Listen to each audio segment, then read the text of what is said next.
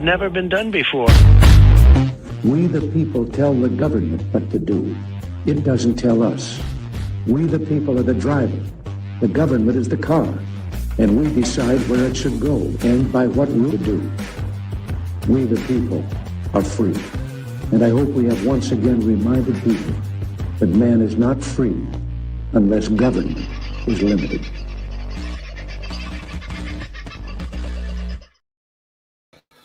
Oh, there you go. Forgot to take your picture down. How are you, folks? God, who knew that I used to work in production and playing with television pictures was never really my thing.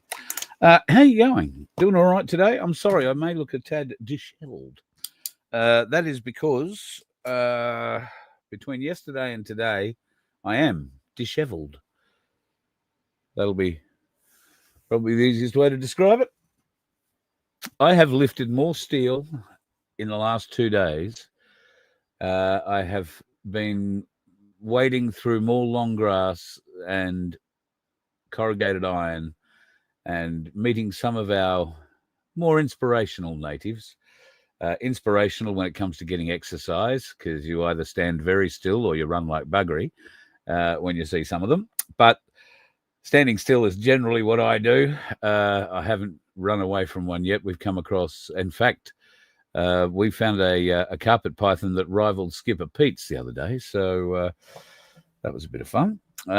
Gave him a nice new home. There was another one that we went back to try and save on the side of the road, but by the time we got there, he'd actually done a runner as well. So God love him. He did pretty well. First one in the show tonight. Rachel, happy Wednesday to you too, my darling. I hope you and JFK are doing well, young Jimmy, and looking forward to seeing how life goes on in the near future in Tasmania. Of course, for those of you that aren't aware, Rachel is a hell of a healer. She's been able to send, along with her team, and Tony, who has a team as well, been able to heal me in all sorts of ways from a distance. It's been absolutely mind-blowing, opening whole deal.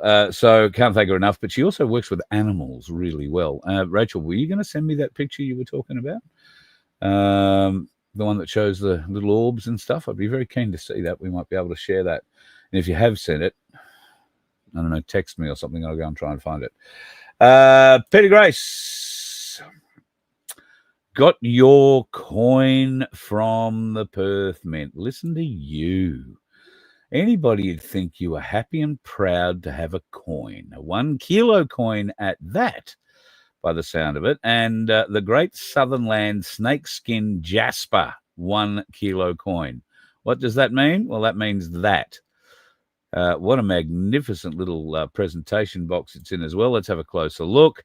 That is, and I'll get the script off there as well so we don't have to worry about that. Snakeskin jasper. That is the red that the Australia is made out of, I'm gathering. But what a truly beautiful coin, mate. Thank you for sending that to us so that we can have a bit of a look. And I know, bought it a premium. Silver currently spot price dropped a bit today. So if you paid today, mate, you probably got it a bit cheaper than you would have yesterday. Yesterday, of course, silver went through $64. Did you happen to notice that? I did. I was out in the bush dodging snakes and bits of steel, and you don't want to know. So missed it dropping, although I think it started out this morning at just above $64. And throughout the day today, it's dropped nearly $1.50, or in fact, it's dropped over $1.50. It's back at $62.47. Now, it may drop a little further yet, and I can tell you, if it happens to drop back to $61 and you've got a few spare dollars, I would be going to go and buy a bit of silver if I had a few spare dollars, especially if it drops back below 61, because when it bounces back up again, it will bounce back very quickly past 64, I believe, and then come 65, 66. I mean, we've seen this cycle happening now for the last few weeks, and in fact, longer than the last few weeks. And if you've been tracking it as closely as Ainsley Bullion do, and you can see it on their graphs that they provide right on their front page, if you want to know minute by minute what the price is, the spot price for gold and silver, it'll show you every 15 seconds. so it updates that quickly. But I would expect you'll see gold is back below 5,500. I think it came very close to 5,600 in the last day or so, but it's just under at the moment at 5,496.64. And as I say, silver is 62.47. Platinum, always worth talking about, just over $2,000 now for an ounce, 2,074.75. That is obviously back down a little bit from what it was. It was well over $2,100 just a couple of days ago. But these are the sort of bounces you expect in the market. So don't sweat it if that's what you're wondering about. The gold-silver index, as always, is pointing down at the moment, which is a good thing. It's gone slightly up from what I saw it at yesterday. It was 86 point something 16, I think it was. And tonight it's 87.98. So while it's risen slightly, it's still on a very good downward trend, and we want it. The closer it gets to parity with gold, the better it's going to be for everybody who's holding a bit of silver. And if you need help holding silver, then by all means feel free to make your own choices. There are people you can go and see all over the country, but Ainsley Bullion have been doing it now in their 51st year. I was going to say 51st, their 51st year, and I've got to say, from my dealings with them, they are truly magnificent people, and so many of you have shared that experience, I think, either through your self-managed super fund or by taking the opportunity to go in and check them out in store in Sydney, Melbourne, and the Gold Coast now, or just buying online through ainsleyBullion.com.au. Their service is absolutely astounding. So I'm very happy to be associated with them. And today, of course, we started delivering some of our Byron Bobs, Jan and Craig, who live just north of Brisbane. Probably the closest to me outside of Adele, who is on the Gold Coast. And Adele, you should get yours. I would have thought you'd have got yours today too, actually. Maybe yours will be there tomorrow. Tony, yours will probably take a couple of days. Should have it by the end of the week, fingers crossed. But, you know, snail post being what it is, we might have a few issues there. Shane, yours will be on the way shortly. Haven't sent yours yet, but it's right here. And I've sent a couple of others down to Mitch and to a few others. So all of yours should be arriving in the very, very near future. Sunflower, yours will be coming as soon as we get some new, or some more, should I say. And I guess they will be kind of new, some of them anyway. New holders made. Now, Vince has been working his clacker off, and I know he's in the chat tonight. So, folks, send him a bit of love in the chat, because Vince, in spite of all outward appearances, has a few problems with his ticker, and he likes to sleep when he likes to sleep, and sometimes he goes to sleep. And that's quite a while.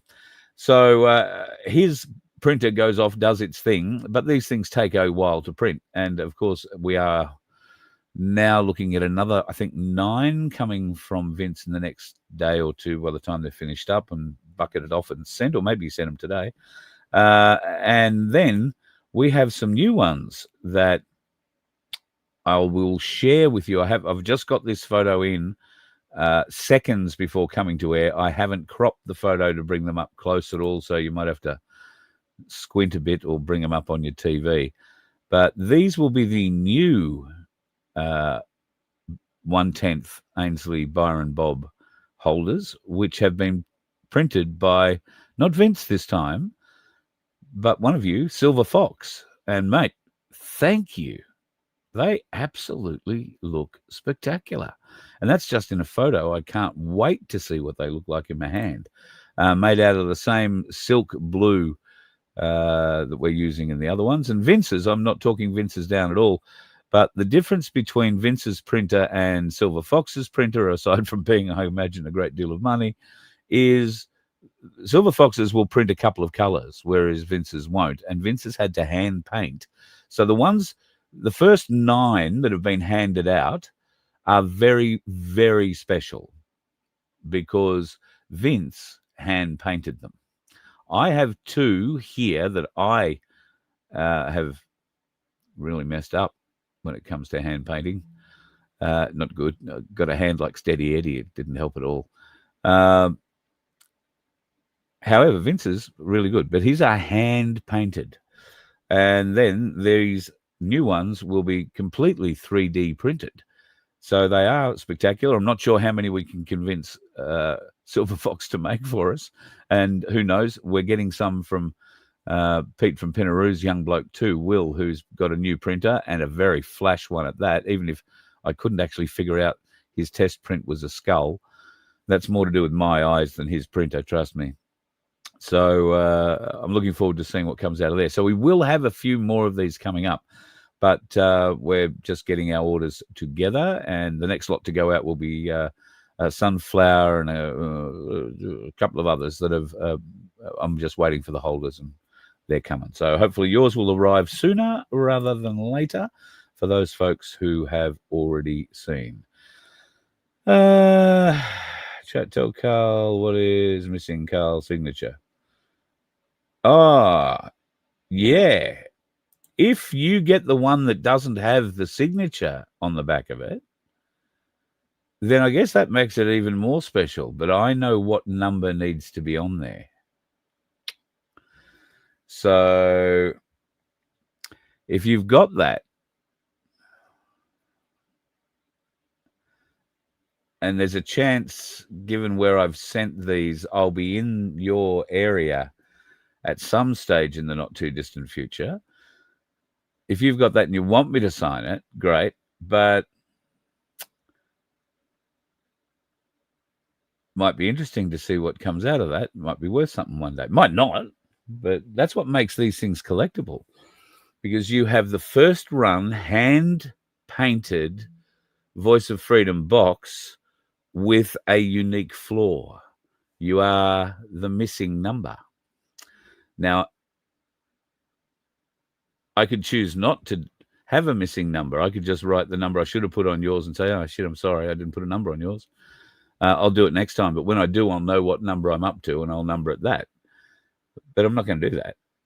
If you find me, or you write to me, tell me who you are, and we haven't sold 1 million of these things, so it should be pretty easy.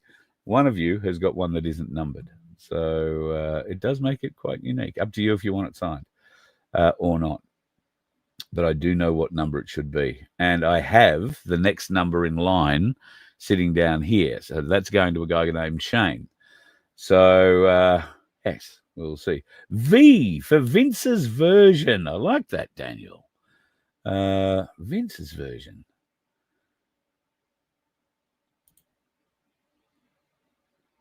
Pete.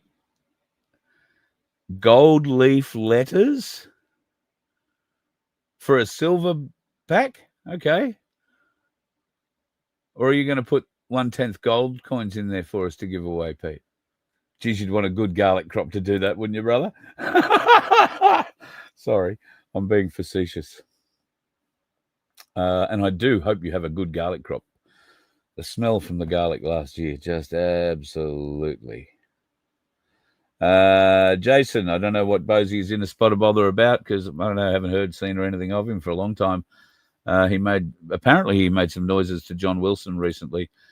John Wilson was bragging in one of his videos that they went out for dinner, he and Ricardo and Rhiannon, and my immediate thought was, I wonder how many bottles of wine got drunk. But quite seriously, though, did it matter? No. Would Ricardo have turned up? No, because he's been bitten by the Cossack on at least 2 occasions before. And I believe Ricardo is a smart man. Although you didn't have to be a smart man to see what was going to happen last weekend. And I wasn't going to talk about this again tonight, but there is something that sort of cross-references to it later. So I will.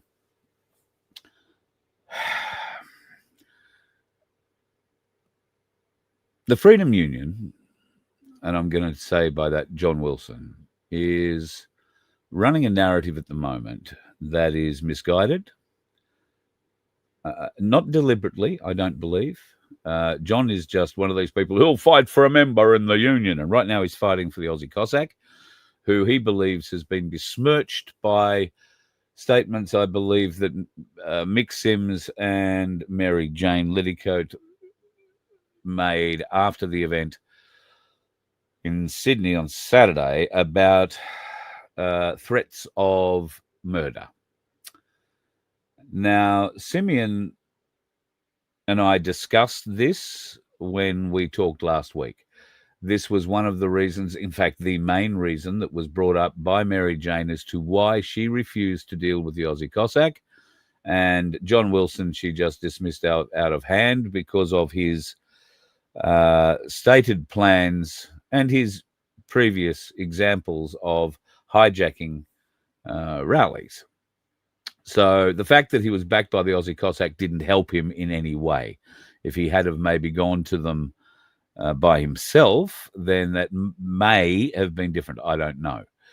I don't want to put words in Mary Jane or Mick's mouth. It wasn't my show, not my party. I just sat back and watched and ate the popcorn. Now, John is pushing a narrative in support of his union member, Simeon, pushing a defamation action and all that sort of stuff against those parties involved. And if they have, in fact, defamed him, then it's his right, everybody's right, to have that tested in court, I guess. There are potentially some extenuating circumstances in that it is a two-way street, and there have been a lot of things said in the lead up to this event by a lot of parties that could be also termed defamatory. So always got to be careful when you throw around those sorts of words and cases, because you want to have your facts right. As I said, Simeon and I discussed this very point, and we went through the timeline. What could it have been? Because the only detail I had about it was it happened 3 years ago. So Simeon was sort of putting things together, and there wasn't really anything So we've gone in his head. He started at 2022, which is federal election, a couple of rallies in Sydney, the last of which he got up and named at that time, unconvicted pedophile. I think he thought, no, he didn't, from memory. He knew that the guy hadn't been convicted. He'd just been charged and was going to go before the courts. But he named him in public on a PA system in a park in Sydney, and a couple of days later was promptly arrested and carted off to jail and did 9 months, I want to say. A little bit more. You may have sent him a postcard. So that was sort of April of 2022. So he couldn't have upset her anytime April 22 until he got out, whenever that was, in 2023. And I think he did the full term. He didn't do 9 months. I think he did close to 12. Got out, and there was nothing to do with Mary Jane then. So how would the two of them have come together? What would have put them in the same sphere of influence? Well, that's pretty obvious. A stage. So, thinking of the rallies that were happening in Sydney in 2022 and going forward, where Mary Jane was also involved, there would probably, and this is me thinking here, and I wasn't fast enough to think of this while we were talking, the Cossack and I, last week, but I've had time to reflect on all of this, obviously, and I believe that if the threat was made, it was made during or prior to a rally being held, a political rally, because the Cossack has been very involved behind the scenes in these rallies in Sydney, but they've always had politicians on them. That's because the politicians are always paying.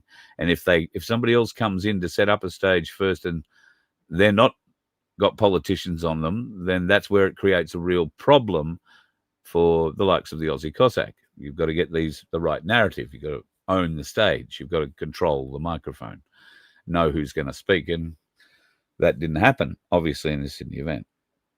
So what happened in 2022? A federal election. What happened during that federal election? Mary Jane Liddickett ran for the IMOP party, which is now the Heart Party. And she ran, I think, in the last election, as did Cass Smith. Heart Party is run by a wonderful man, man named Michael. He has a wonderful wife whose name is Barbara. You might know her last name better, O'Neill. And they are two of the most beautifully gifted people that we have on our side of, I'll loosely call it the movement. And she has been supporting them for quite some time. I think she's ran a number of campaigns for herself for IMAP in Canberra. Might have been two, and at least one Heart campaign.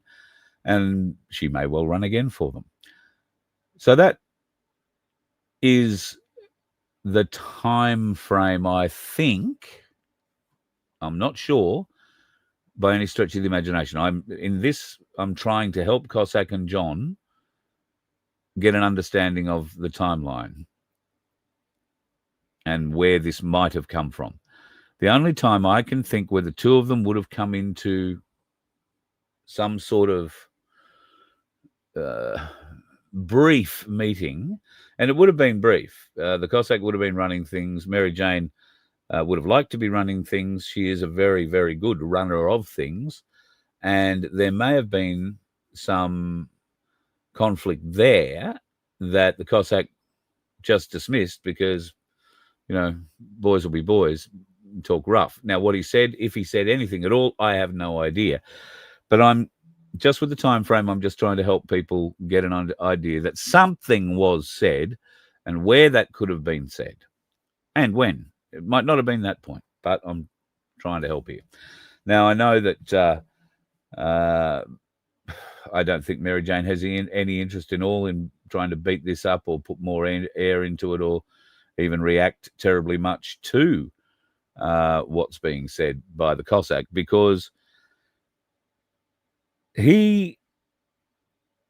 John, and a couple of the people that were there last Saturday, supposedly representing the Freedom Union, they stand to lose a lot of face because of the lack of support for them. They are blaming the police for doing horrendous things, John, blocking us, not able to put up a stage, not able to do this, not able to do the other. Now, the police were following their Form 1 rules. It's my understanding that no stages were to be erected by either side inside the park.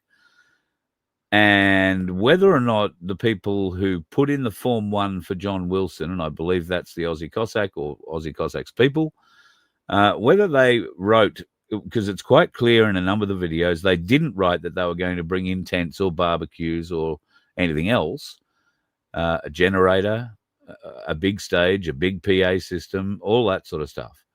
So I think the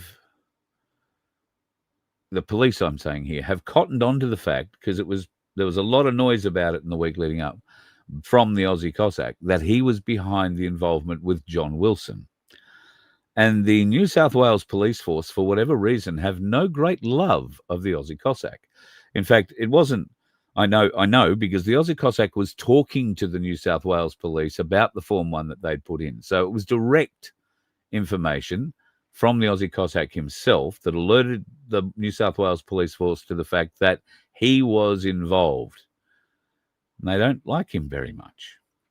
They know what he is capable of doing. They've been very surprised by him before, and they weren't going to let it happen again. So this time round, they thought like a communist unionist, an old pirate, and were ready for him, I believe, from midnight.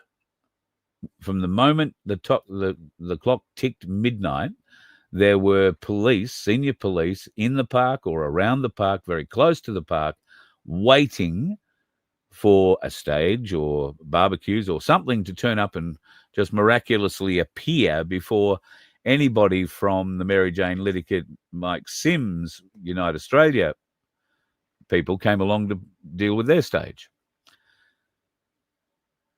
Sneak in ahead of them, pinch the prime spot. That was the prime motivation about the stage. Now, John wants to moan that the police stole the stage. Well, the police didn't steal the stage. There was no permission for the stage to be put where they wanted to put the stage.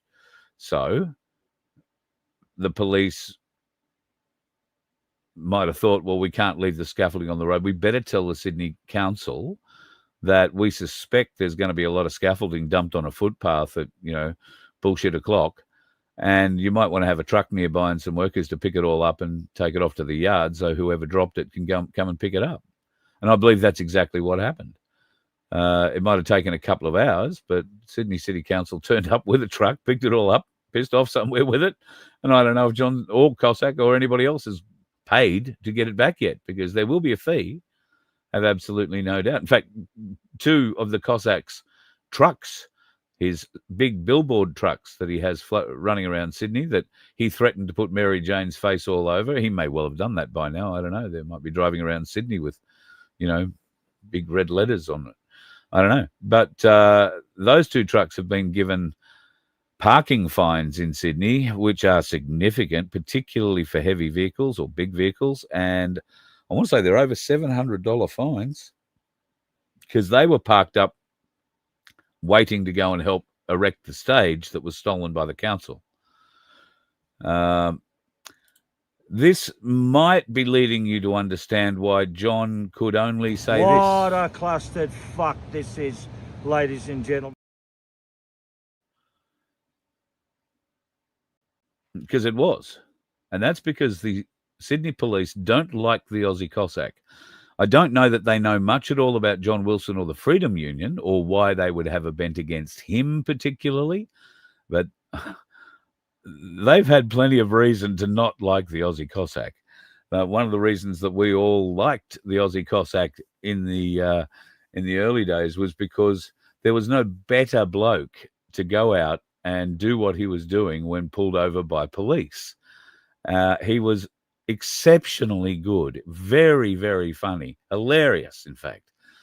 And if he had stayed there in that vein, it would have been good. But he upped the game. He got political and he got into the behind the scenes of the politics, the power playing and the money. And with that comes, a bit of a boost to how good you feel about yourself. And sometimes when you feel really good about yourself, you say stupid things when you're yelling down the phone to somebody you've never spoken to before, male or female. And I know from personal experience, there is a lot of yelling that goes on down the phone. Now, I also know, unless that yelling is actually directed at you, then the yelling is more a venting process because he's, staggered that the stupidity that's being exercised, or he would be doing something different or whatever. But if that anger is actually directed at you for whatever reason, then yes, it can be very intimidating if you're, not ready for it, if you're not ready for that kind of thing. So Mary Jane, for whatever reason, or Mick, I don't know who this threat went to, right? I don't know if the threat was against Mary Jane or if the threat was against Michael Smith. I've heard Michael Smith against Mick Sims. I've heard both. I've also heard Mick say it was against Mary Jane, and I'm pretty confident I've heard Mary Jane say it was against Mary Jane. So let's say it was against Mary Jane. Anyway, the place to start thinking about, I believe, is the 2022 election and some IMOP involvement on a stage maybe or an event somewhere in or around that election time. What was said in that time, I do not know, whether there were threats or however you would prove those sorts of things. But anybody who has had dealings with the Cossack will know that he can be very direct and very abrupt. And some people find that very confronting. Other people, for whatever reason, accept it or believe a lot of that rhetoric. And when they throw their all into it, sometimes it doesn't sort of work out the way What a clustered fuck this is, ladies. Yep. So John's been caught up in that. He's losing face, but he's only got, I mean, he's worked through so many friends in this freedom movement. And I can tell you, having spent hours and hours with John on his boat in my backyard at the time and in cars with him as we drove all over the place, in planes, I can tell you that John's love of Simeon is more based on their shared beliefs of how unions can be used, propaganda, manipulation, and all that sort of, dare I say, communist stuff can be used in battles for people's hearts, minds, and money, particularly. So I hope that helps them calm down a little bit, these threats of, defamation, yada, yada, yada. If they look, they're going to have to prove it. That's the thing. If you make a statement, you have to prove it. You have to prove that it happened. So we shall see how it works. Silver Fox, I don't know whether or not you've heard me sing your praises, but let me sing them just one more time very briefly. Thank you. What a bloody magnificent job you've done there. I mean, I haven't even cropped the photo up. I can't imagine how good they're going to look in person. So thank you, mate. Really, really appreciate what you've done. And looking forward to seeing one in my hands.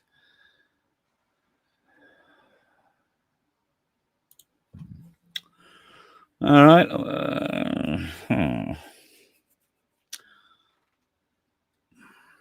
I have a video that I can't play you on this channel. I was sent this video earlier today. In fact, I only got to it minutes before the show. I think I have loaded it into here. In fact, no, I don't think I've loaded it into here, because if I accidentally played it, it would get the channel kicked completely from YouTube. It does show the kill shot of Charlie Kirk. Interestingly, and I don't think I've ever fully explained it, and Vince, I don't think, has ever said. Vince and I have had eyeballs in the house, dude. Well done, congratulations. Love your work. See you soon. Vince and I have had a number of conversations privately, and we've shared screens and watched close-up video of Charlie's death.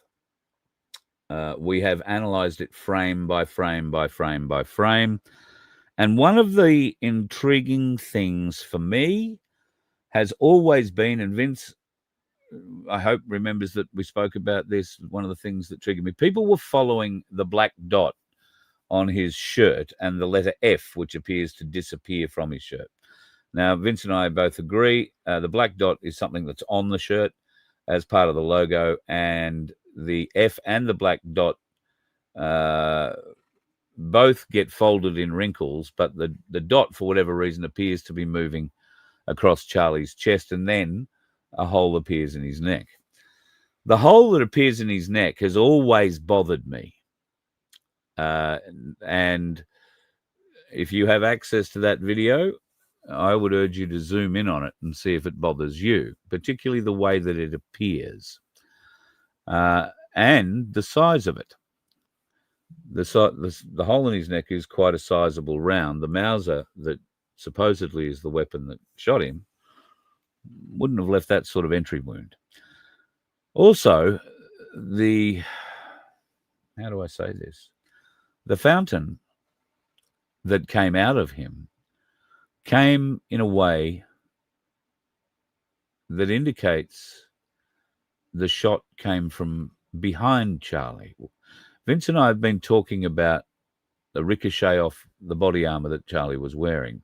But even then, I said to Vince the other night, even with that theory, we have a bullet that turns more than 45 degrees. It's another JFK bullet. To have hit and gone through the way it supposedly has gone through didn't add up. And the bullet would have passed through and through and gone into people inside of the crowd or whatever. I don't know. I've seen a video that's been sent to me here tonight. I can't play it to you. It is, I may take some stills from it and put it in the show tomorrow night. We might be able to zoom out of a few things.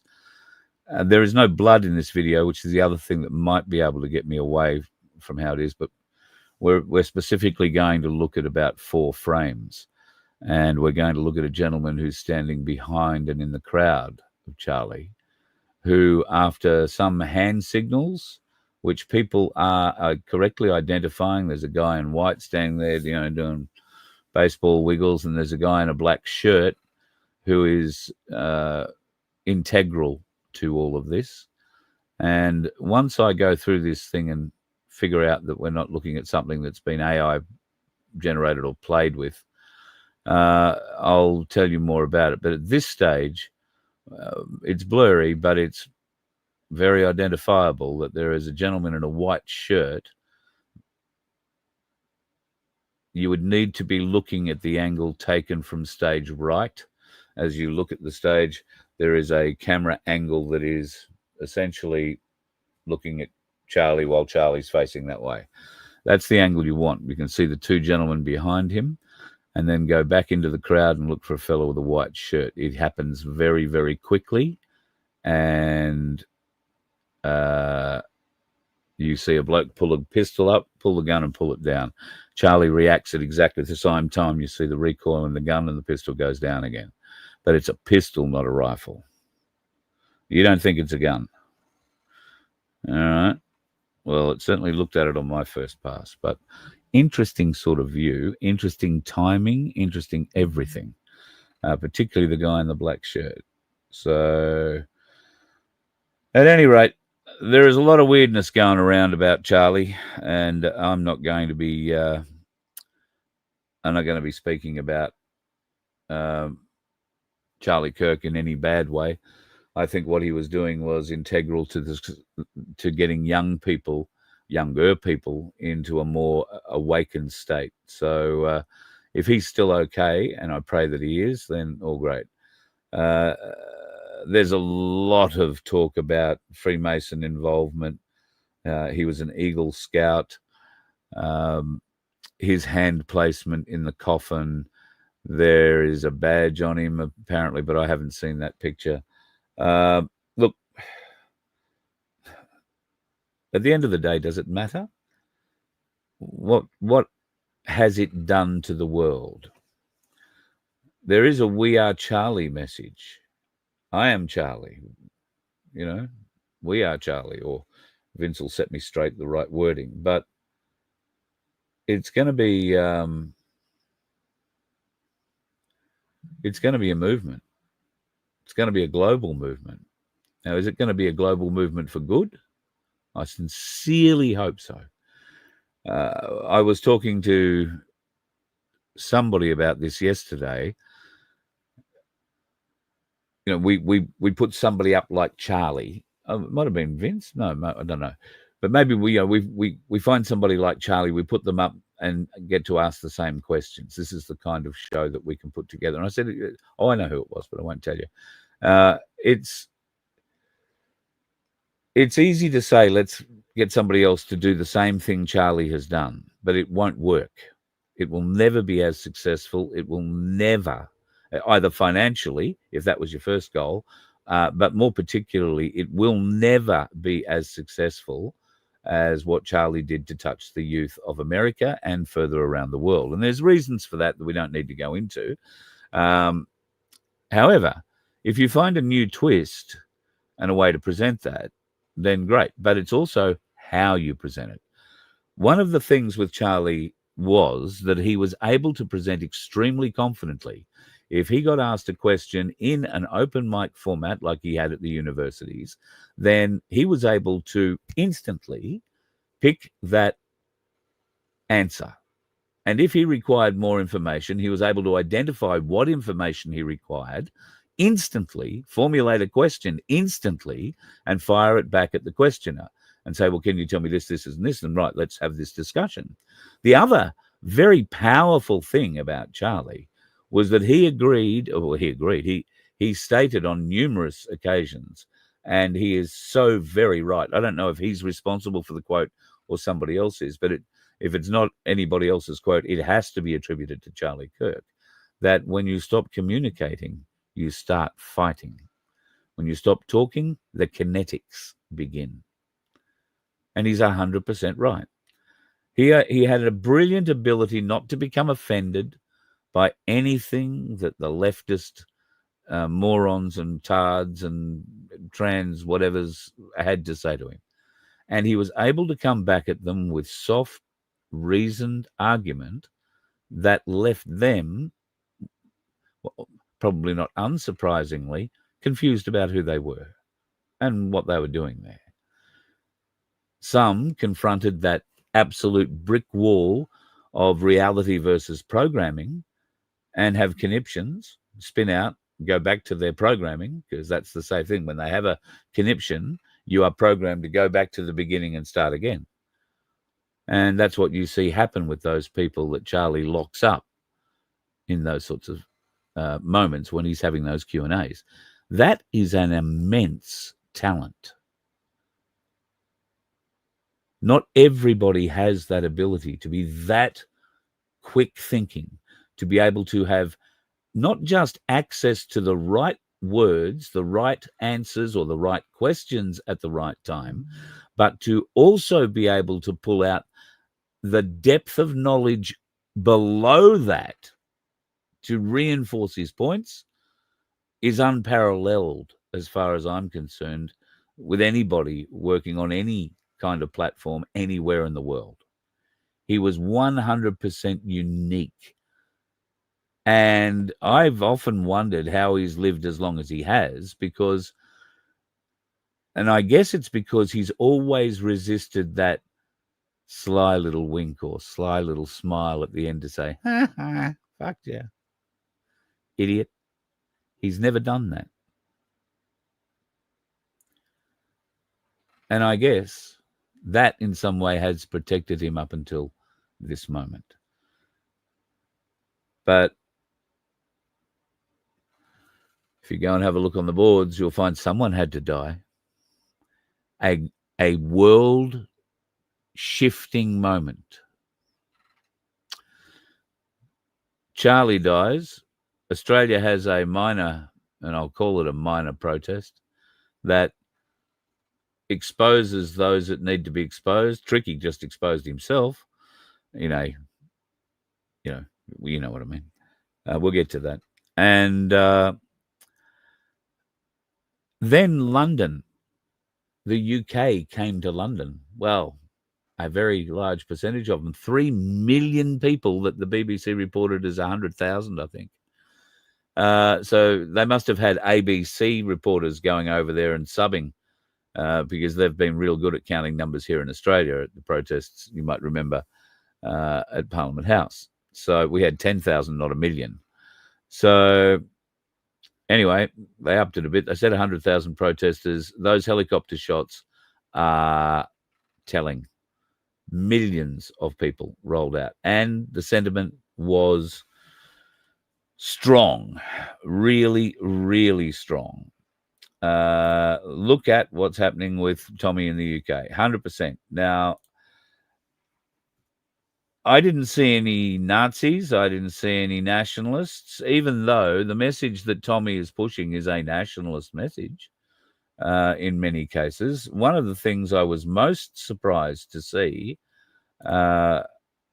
was the fact that Avi was over there, and he and Rukshan were asking for people to pay for them to get home.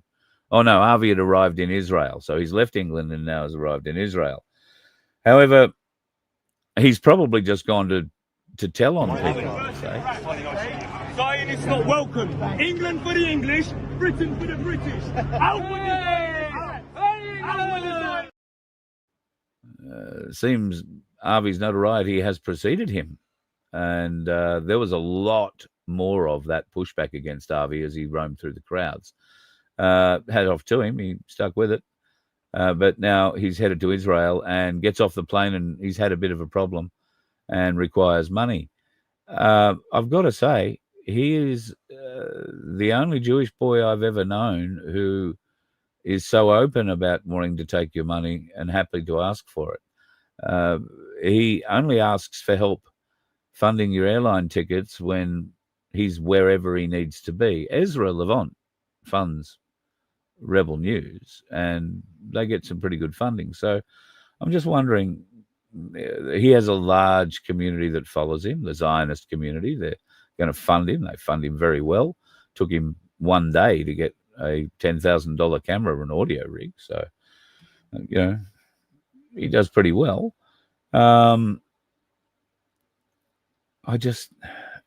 Anyway, he's gone off to do whatever he's doing in Israel at the moment, and he left our rallies to ourselves this weekend, and it was great to see that some other media got out and about. Amanda Sheedy helped us out. She's obviously doing some stuff with Pure Media, and Chris Coveries from Sydney was running around the Sydney rally doing some great stuff for his channel, which I pinched. Joel Jamal, who was doing much the same as me, sitting in the studio trying to coordinate it all. He was also pinching a lot of the same footage. What we didn't see was any footage coming out of the other protests in Melbourne, which apparently got a bit feisty, but nobody that I could find was live streaming it. It was very, very suppressed if that was the case. And nobody contacted me to say, here's my stream. So we don't know really what happened down there, but I'm sure there'll be some form of narrative coming our way. Brisbane, of course, we know what a shit fight Brisbane turned into. And there are a lot of people who are very unhappy with Tricky and TPR, the People's Revolution, the group he's been with now, well, since he started all this. If you haven't seen the footage, I'm not going to play any of it. I don't want or need to. Some of the comments are pretty self-explanatory. We left as many others did. Tricky had obviously been paid off, or his ego has gotten the better of him. There were so many first-timers left in disgust. He bagged people for attending the last rally. He seems to care more about the people marching for Gaza than Australia. He said we need immigrants and there's plenty of room for them, and he thinks Islam is a wonderful religion. He lost us. There was that, but there were plenty other ones. So I'm not going to go through them and read them all because there are pages and pages and pages of them. And I've heard through channels that Tricky's not feeling too flash about all this. So I'm not going to pile on him. And I would hope others, can follow my lead. There is no reason to pile on him. What's done is done is done. There's no point in blaming him. He thought, for whatever reasons, he was doing the right thing. I've had a person contact me today that just tried to make excuse after excuse after excuse, particularly surrounding things like sponsorship for the event. It was my understanding that Freedom Financial Solutions was a sponsor of the event because they paid for the stage and the PA. Joel Jamal tipped in a bit of money from Turning Point to pay for the stage and the PA.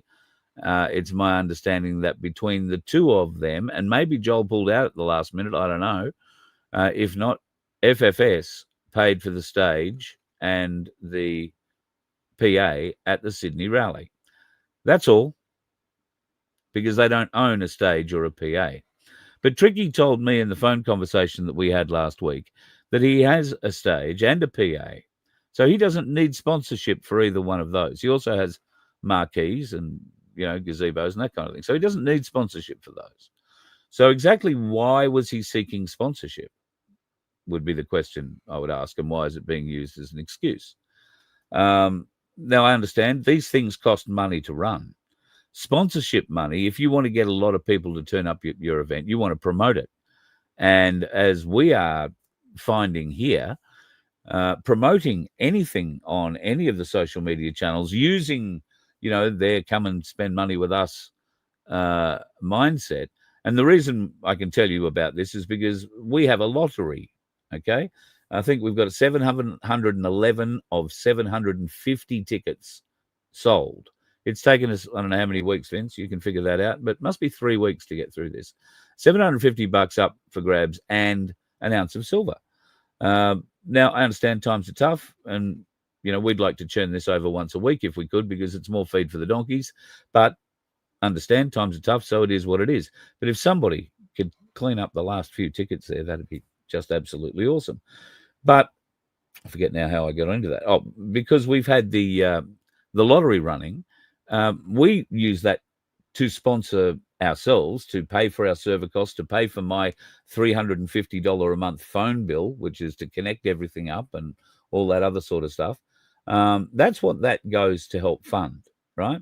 I can tell you, Vince and I did the figures on it the other night, that the Byron Bobs are not what we would call a highly profitable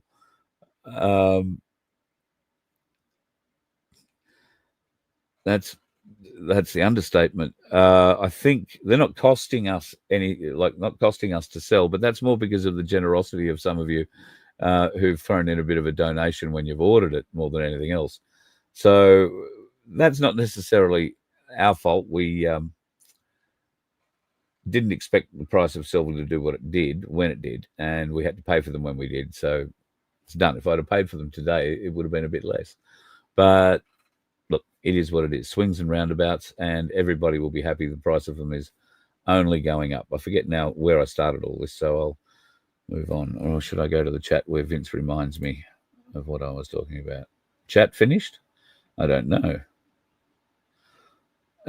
Yeah, Crunch, there is a reason.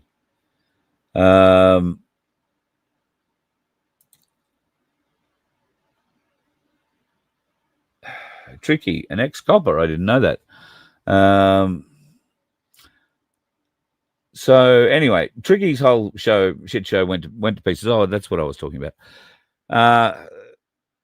Maybe he's learned from this. From what I saw, the video that I saw, he lost the entire crowd. There is a narrative being spun that there were black shirts in there were NSN in there, and they were the ones yelling out, no. Yes, there were black shirts in there. Yes, there were NSN in there.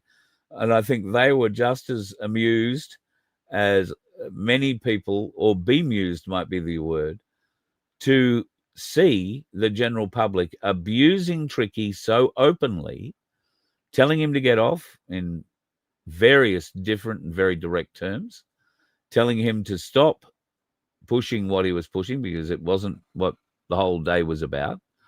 And then when he started doing what he did to raise a few funds, and I don't begrudge anybody raised a few funds, but the whole agreement with everybody who got to put this rally on was that you didn't do that. And he agreed to that and then blatantly went the other way. In the name of sponsorship, needed money to put stuff on. Oh, that's what I was talking about, ads. So, yeah, we inquired how we can, advertise more broadly on Facebook and put some ads on to try and sell our lottery tickets quicker. And it turned out it was going to cost us more to put one Facebook ad on than the lottery generates in total. Did I say that right? Every cent that the lottery generates, we'd have to add money to get one ad on Facebook. So we require you to help share merch.vof.com, hit the Sanctuary 75 button or 750 button and share for us, because we can't afford that sort of advertising cost, I'm afraid. Not in a pink fit. And so what we need is to enlist your help if we can, to help share that lottery as far and wide as you can, to your family, to your friends, to complete strangers. We want to get everybody to be involved. Good night, Katrina. Sorry, you're all off. You're having a fantastic weekend. It's hump day.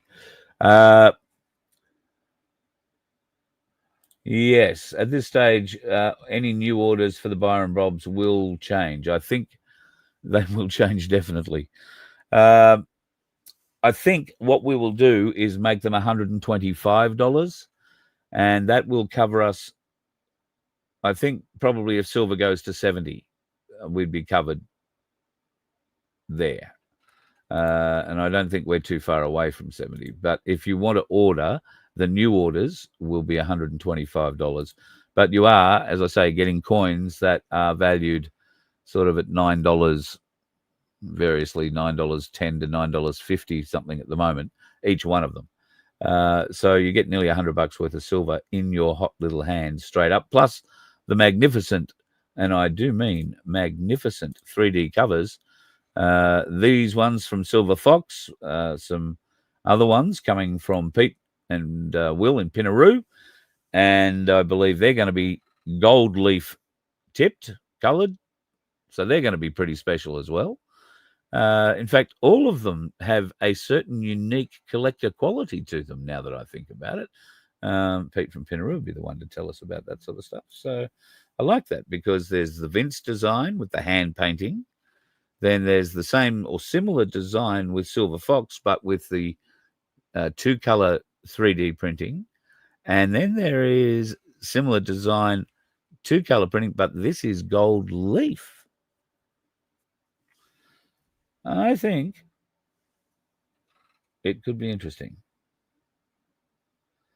A booth and a stall at the pavilion at the Riverland Field Days with a half-page advertising was $2K. Well, wow. I don't know. All right, I'm looking at the chat, because I actually thought tonight what I might do is just ask you if you wanted to talk to me about anything in particular. How long have I been speaking? Right on an hour. So now is probably not the time to do that. But is there, I think I've got a couple of videos tucked down here. They can wait until tomorrow night. There is one thing I do want to show you that did upset me a tad from South Australia, and I clearly didn't add the file, which isn't smart.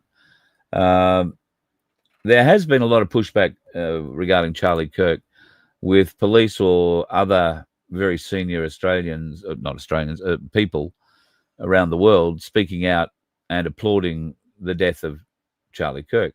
A South Australian police officer is now under investigation for describing Charlie Kirk's shooting as wonderful.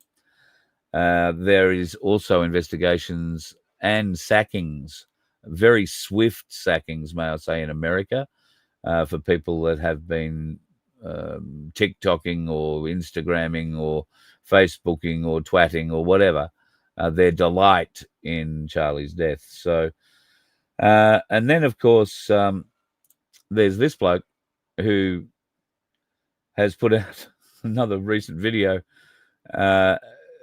Well, you know what that's been about.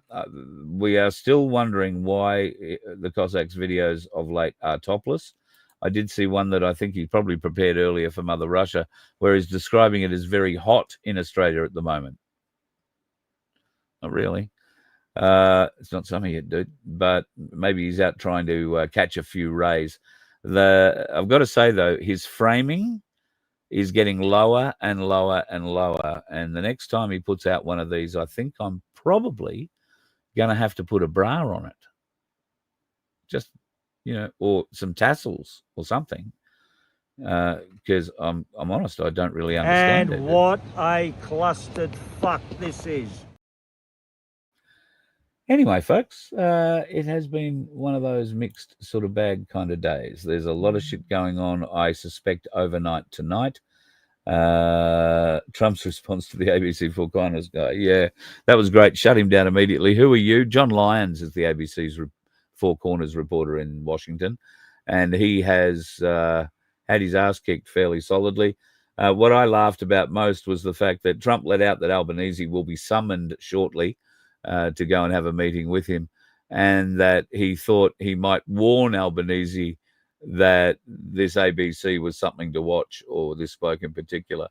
Albanese is in league with the ABC, President Trump. Albanese wants the ABC to ask you those sorts of questions, so he can come to you and be a sycophant. They can try and keep you honest. Pardon me a minute. They always come in twos, don't they? So Albo Sleazy is going to apparently go and see Donald Trump soon. Trump's going to warn him prior to he comes on ABC. You can't trust them. And then I suspect, well, what are we going to see? Are we going to see something like what happened to the South African president, Cyril Ramaphosa, when he went there, and President Trump pointed out all of the bad things that are happening? In fact, I think they watched this video.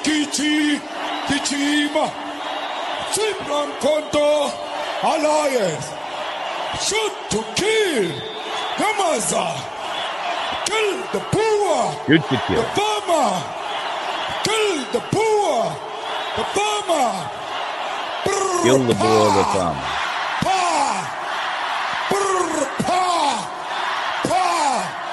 Attention. Bullshit.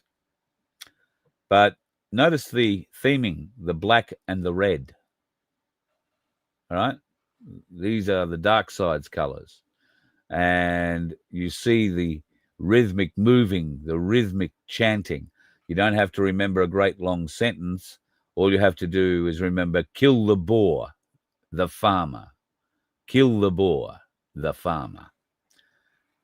And literally a football stadium full of them. I don't know what's going on in South Africa, and I'm hoping to speak with some people there in the near future. I've got a mate who just doesn't want to talk about it, whether he thinks it's going to put him in some danger or what, I don't know. He's certainly never been on our side of the fence, so maybe having lived there all his life, it's just how it is. But it must be a very frightening place for people at the moment, South Africa. And we'll never worry, never fear. We've got Anthony Albanese to come help save the day, haven't we? And President Trump, who is in the UK at the moment. He's going to meet up with Keir Starmer. Keir Starmer, who has a very long and illustrious history, we've found out, suppressing pedophile cases in the UK.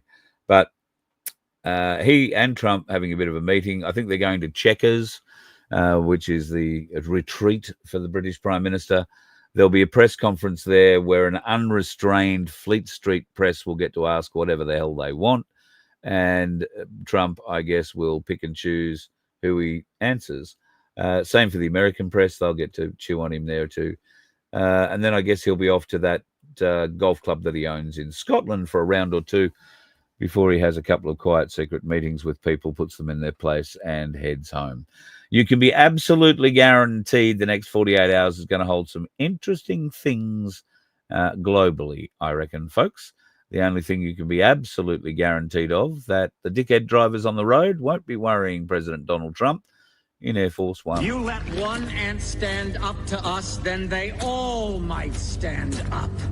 Those puny little ants outnumber us 100 to 1. And if they ever figure that out, there goes our way of life. It's not about food. It's about keeping those ants in line. That's why we're going back. Does anybody else want to stay? Let's ride!